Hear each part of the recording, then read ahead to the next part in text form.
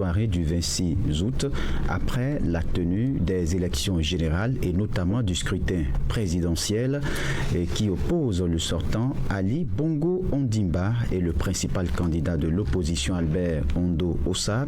Le gouvernement a annoncé le 26 août au soir la fermeture des bureaux,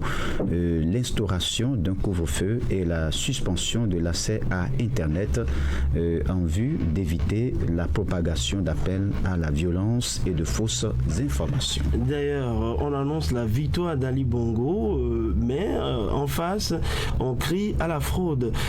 Donnez-nous alors les dernières informations. Il faut dire, René Soglo, que le gouvernement a coupé Internet samedi soir et instauré un couvre-feu au Gabon en invoquant des risques de violence peu avant la fin de la présidentielle, opposant le sortant Ali Bongo Ondimba à son principal opposant Albert Ondo Ossa, qui venait de dénoncer des fraudes et exiger d'être proclamé vainqueur à l'issue du scrutin. Ondo Ossa, très vindicatif immédiatement après avoir voté, avait également demandé filmer en direct sur les réseaux sociaux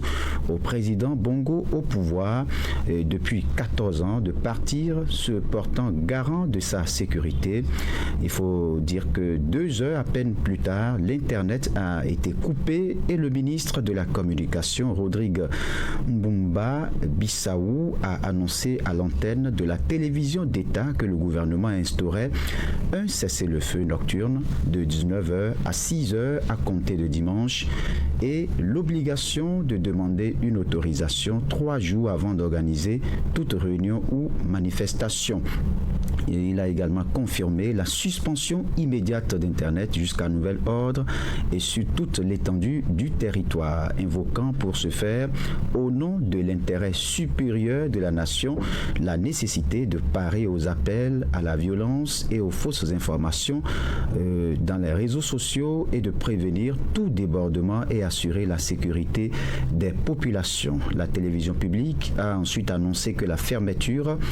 de certains bureaux de vote avait été repoussée de plusieurs heures, nombre d'entre eux n'ayant ouvert que très tardivement en raison notamment de l'absence de matériel de vote. Il faut dire que dans la soirée, le groupe de presse Média Monde Privé et Diffusion, dans la soirée, la chaîne de télévision publique,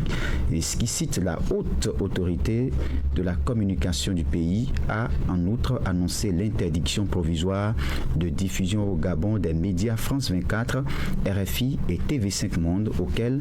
il est reproché un manque d'objectivité et d'équilibre dans le traitement de l'information en lien avec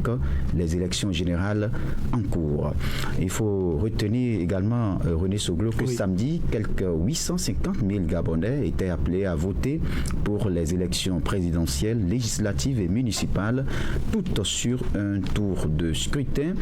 Ali Bongo, 64 ans, brigue un 3e mandat face à Albert Ondo Ossa, son plus sérieux rival, derrière lequel s'est rangé tardivement la plus grande partie de l'opposition en sortant du bureau où il votait et qui venait d'ouvrir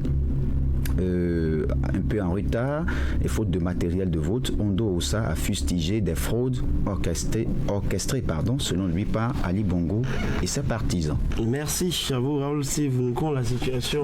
devrait évoluer, bien évidemment.